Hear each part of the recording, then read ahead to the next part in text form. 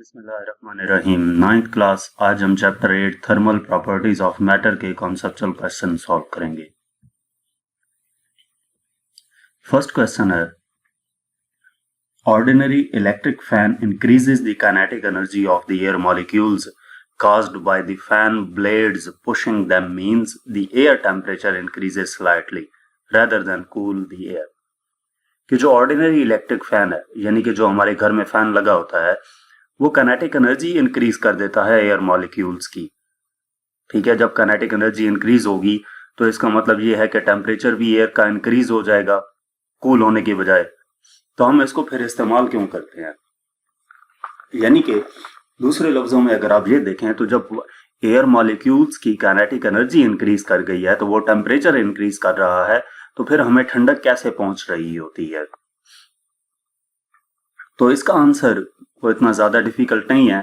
अगर आप फैन देखें तो यहाँ पर ये डायग्राम बनाई गई है, इसमें जो एयर मॉलिक्यूल्स हैं उनको एरोस की मदद से यहाँ पर शो किया गया है।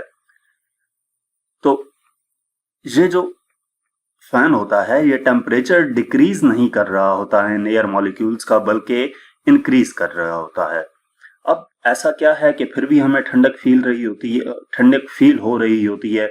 तो जो एयर मॉलिक्यूल्स हैं वो जब इस फैन के ब्लेड से टकराते हैं तो उनकी काइनेटिक एनर्जी इंक्रीज कर जाती है, यानी कि विंड प्रेशर इंक्रीज हो जाता है, जिसकी वजह से हमें ठंडक महसूस होती है। ये बिल्कुल ऐसे ही प्रोसेस है जैसे हम बाइक पे बैठे होते हैं और बाइक जितनी ज्यादा स्पीड से चलाते हैं उतनी ज्यादा हमें ठंडक फील होती है। हालांकि एयर तो अपनी जगह पर रुकी होती है, वो एयर पार्टिकल्स जो हैं, एयर मॉलिक्यूल्स हैं, वो अपनी जगह पर रुके हुए हैं। हम स्पीड से गुजार रहे हैं बाइक, इस वजह से हमें ठंडक महसूस होती है। तो वो क्या है, एक प्रेशर लग रहा होता है, एयर प्रेशर, जिसकी वजह से हमें ठंडक फील होती है। सेम यही प्रोसेस जहां पर होता है कि ये जो एयर है, एयर मॉलिक्यूल्स जब फैन के ब्लेड से टकराते हैं तो फैन का ब्लेड्स इनको बहुत ज्यादा प्रेशर के साथ आगे की तरफ मूव करवाता है, तो जिसकी वजह से हमें ठंडक फील होती है। और दूसरा, हमारी बॉडी पे जो इवेपोरेशन का प्रोसेस होता है, ये एयर मॉलिक्यूल्स जो होते हैं वो इंक्रीज कर देते हैं, तो इस वजह से हम कूलिंग सेंसेशन फील होती है। ये जो प्रोसेस है ये आगे नेक्स्ट प्रेस्पिरेशन के लास्ट क्वेश्चन शायद है इसी चैप्टर का, प्रेस्पिरेशन का, कि जब हमें स्वेटिंग का प्रोसेस होता है तो उसमें हमें ठंडक क्यों फील होती है, वहां पे डिटेल से आपको बताऊंगा। तो इसके बाद नेक्स्ट क्वेश्चन है हमारे पास, Why are small gaps left behind the girders mounted in walls? कि जो गर्डर हम रखते हैं वॉल्स पे, उनमें गैप्स क्यों रखे जाते हैं। ये मैं आपको डायग्राम की मदद से बताता हूँ कि गर्डर्स कैसे रखे जाते हैं। तो ये डायग्राम है जिसमें ये गर्डर्स जो है वो रखे जाते हैं, तो इनके दरमियान गैप्स क्यों रखा जाता है, वो इस गैप के बारे में पूछ रहे हैं। तो जो गर्डर्स होते हैं जो वॉल के पे रखे जाते हैं, उनके दरमियान गैप इस वजह से रखा जाता है कि आपको ये मालूम है कि जो सॉलिड्स होते हैं वो हीट अप होने के बाद एक्सपेंड करते हैं या कूल डाउन होने के बाद कॉन्ट्रैक्ट कर जाते हैं।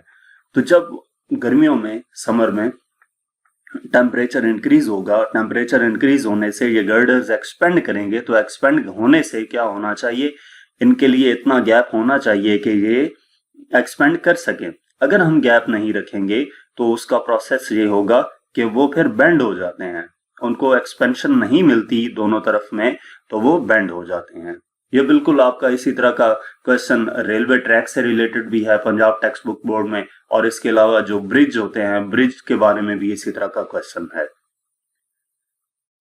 नेक्स्ट हमारे पास क्वेश्चन है question number 3, Why you should not put a closed glass jar into a campfire? What could happen if you tossed an empty glass jar with the lid on tight into a fire? कि एक जगह पर आग लगी हुई है और वहां पर आपने एक क्लोज्ड ग्लास जार जो है उसको हम क्यों नहीं उस आग में फेंक सकते। तो क्लोज्ड ग्लास जार का मतलब क्या है कि जो एटमॉस्फेरिक प्रेशर है, अंदर वाला अंदर रहेगा और बाहर वाला बाहर रहेगा, चेंज नहीं हो सकता, यानी कि ओवरलैप नहीं हो सकते। तो अब जब टेम्परेचर अंदर का अंदर ही रहेगा, जो एयर मॉलिक्यूल्स हैं वो अंदर के अंदर ही रहेंगे, टाइटली पैक्ड है, और इस गिलास जार को हम उठा के आग के ऊपर फेंक दें तो आग के इस गिलास जार के बाहर क्या है, जो एटमॉस्फेरिक प्रेशर है वहां पर आग लगी हुई है, तो वहां के जो एयर मॉलिक्यूल्स हैं उनकी वाइब्रेशन ज्यादा है, तो जिसकी वजह से बाहर का एयर प्रेशर कुछ और है, ठीक है, और अंदर का एयर प्रेशर कुछ और है। जब हम एयर के ऊपर इस गिलास जार को रखेंगे तो उसकी वजह से क्या होगा, जो गिलास जार के अंदर एयर मॉलिक्यूल्स हैं उनकी काइनेटिक एनर्जी इंक्रीज कर जाएगी। काइनेटिक एनर्जी इंक्रीज करेगी तो उसकी वजह से वो एक्सपेंड हो सकते हैं, ठीक है, एक्सपेंड होगा, यानी कि उनकी जो काइनेटिक एनर्जी जब इंक्रीज होगी तो उनकी वाइब्रेशन इंक्रीज कर जाएगी, जो वो वॉल से टकरा रहे हैं और आपस में जो उनका कोलिजन है तो उसकी वजह से गिलास जार के फटने का खतरा होता है, ये एक्सप्लोड हो सकता है। तो इस वजह से जो बंद गिलास जार होता है उसको आग के ऊपर नहीं रखते। नेक्स्ट हमारे पास क्वेश्चन नंबर 4 है, explain why it is advisable to add water to an overheated automobile engine only slowly and only with the engine running. क्या ऐसा क्यों आपको ऐसी एडवाइस क्यों दी जाती है कि जो ऑटोमोबाइल इंजन है जब उसके ऊपर पानी डालें तो वो आहिस्ता आहिस्ता डालें, और उस वक्त जब कार का इंजन रनिंग में हो, यानी कि कार बंद करके और उसके ऊपर तेजी से पानी नहीं डालना, इसकी क्या वजह है? तो वाटर को हम स्लोली ऐड करते हैं इंजन पे, रनिंग इंजन पे, इसकी वजह यह है कि ये ग्रेजुअल और uniform rate of decrease produce करेगा टेम्परेचर ऑफ द इंजन में। यानी कि जो इंजन का टेम्परेचर था वो गाड़ी चल चल के तो टेम्परेचर बहुत ज्यादा हाई हो चुका था, अब बहुत ज्यादा हाई होने की वजह से जब हम उसके ऊपर आहिस्ता आहिस्ता पानी डालेंगे तो वो ग्रेजुअली डिक्रीज करेगा उसका टेम्परेचर और यूनिफॉर्मली डिक्रीज करेगा उसका टेम्परेचर।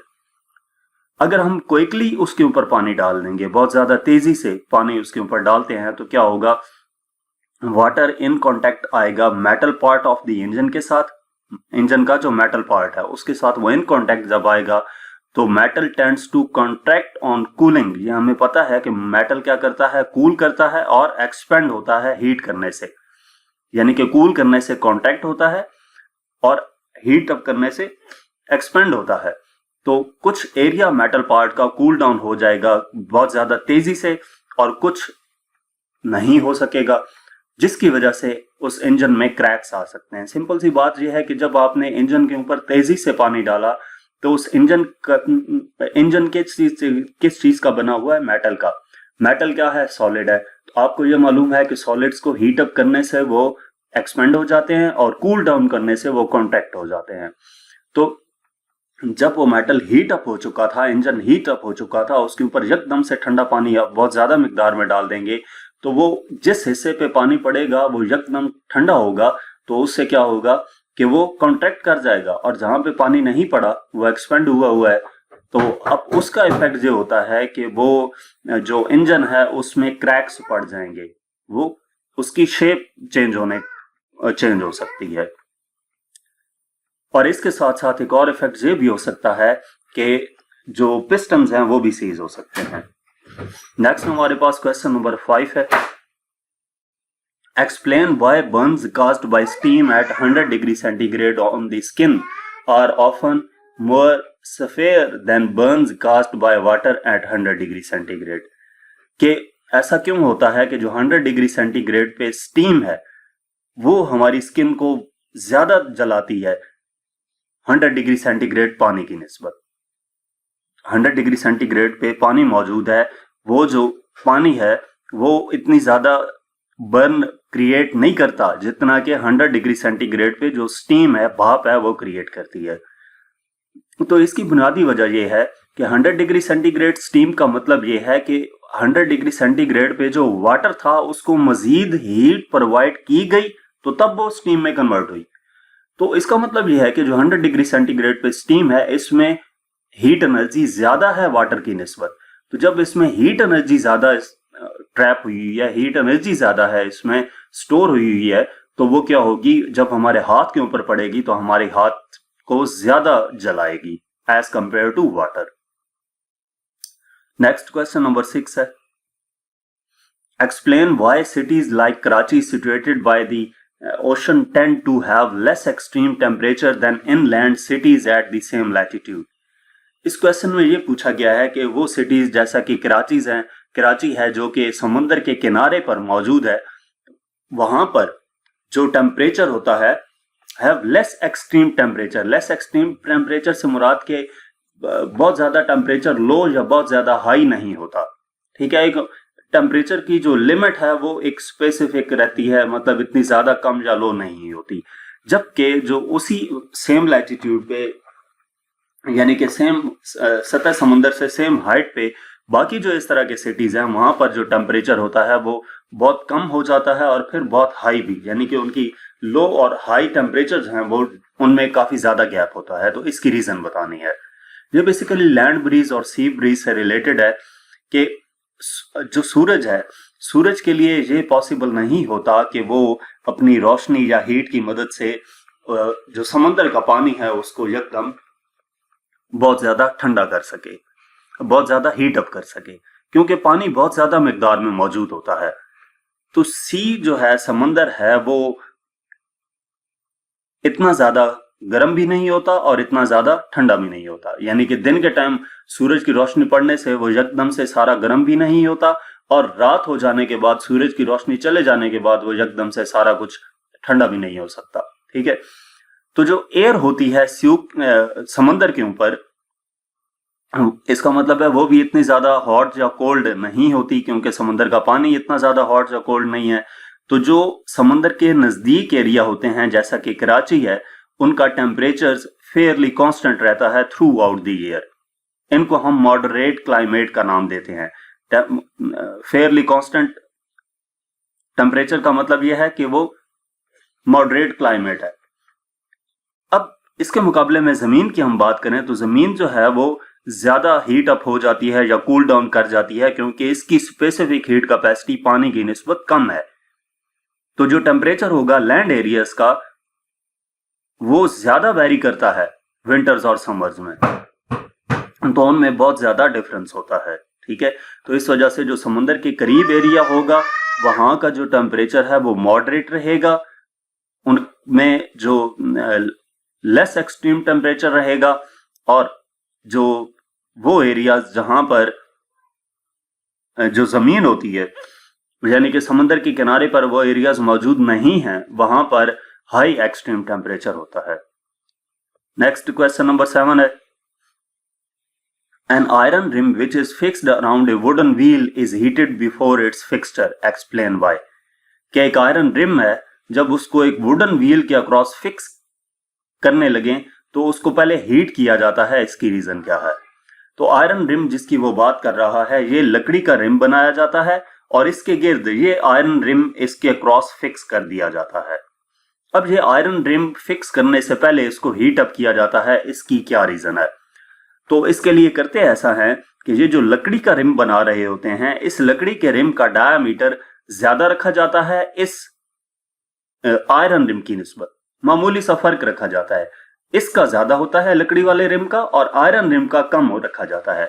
अब कम होने पे ये इसके ऊपर एडजस्ट तो नहीं हो सकता, लेकिन इसको हीट प्रोवाइड की जाती है ताकि ये एक्सपेंड हो जाए।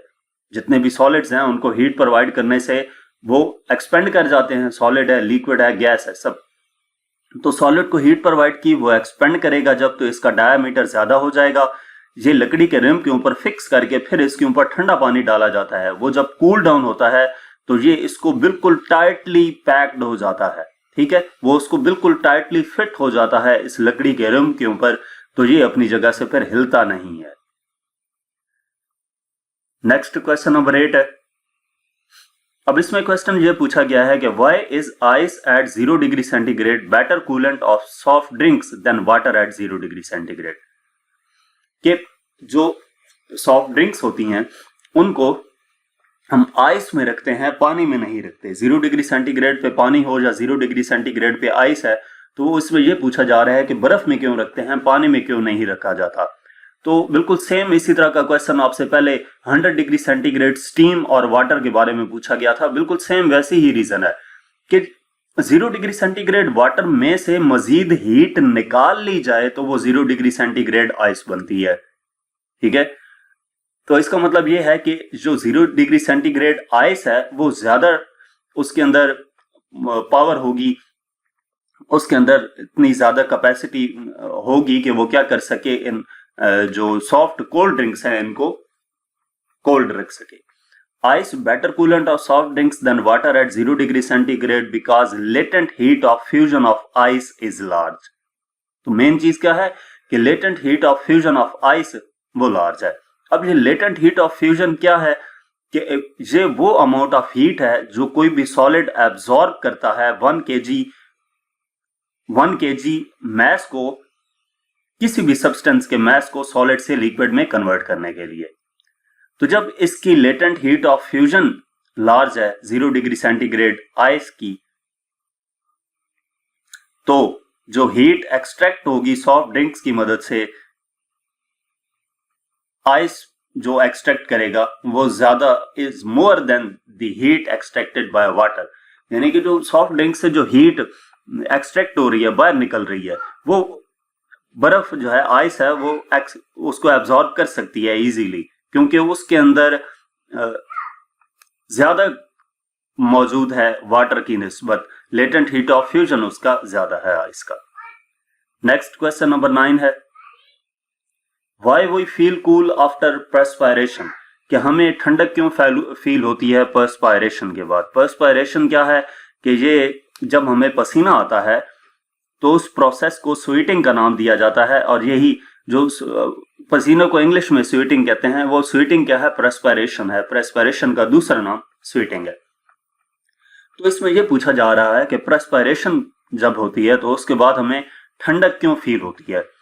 We feel cooling during a hot day during the process of sweating.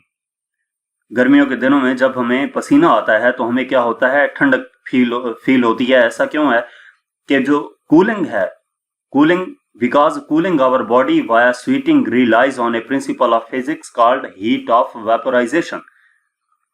कि जो कूलिंग है हमारी बॉडी की स्वीटिंग के प्रोसेस के जरिए से, वो किस चीज पे डिपेंड कर रही होती है, principle of physics, heat of vaporisation पे वो डिपेंड कर रही होती है। ये क्या करती है, takes energy to evaporate sweat of your skin. ये एनर्जी लेती है ताकि वो क्या कर सके, इवेपोरेट कर सके पसीने को हमारे स्किन से, and that energy is heat. और वो एनर्जी कौन सी है, हीट है। तो जब excess body heat is used to convert beads of sweat into vapour, जो हीट है उसने क्या किया, जो एक्सेस हीट थी, जो ज्यादा हीट थी, उसको इस्तेमाल किया गया हमारे जो पसीना है उनके कतरों को हमारी बॉडी से वेपर्स में कन्वर्ट करने के लिए। तो बाकी क्या रह जाएगा, हमें कूलिंग फील होगी, क्योंकि एक्सटर्नल जो ज्यादा हीट थी वो तो इनको पसीने के कतरों को वेपर्स में कन्वर्ट होने में कन्वर्ट हो गई। तो पीछे क्या रह गया, टेम्परेचर जो हमारी बॉडी का कूल डाउन होगा। तो इस वजह से हमें ठंडक फील होती है। तो यहां तक हमारे पास इस चैप्टर के कॉन्सेप्चुअल क्वेश्चंस थे।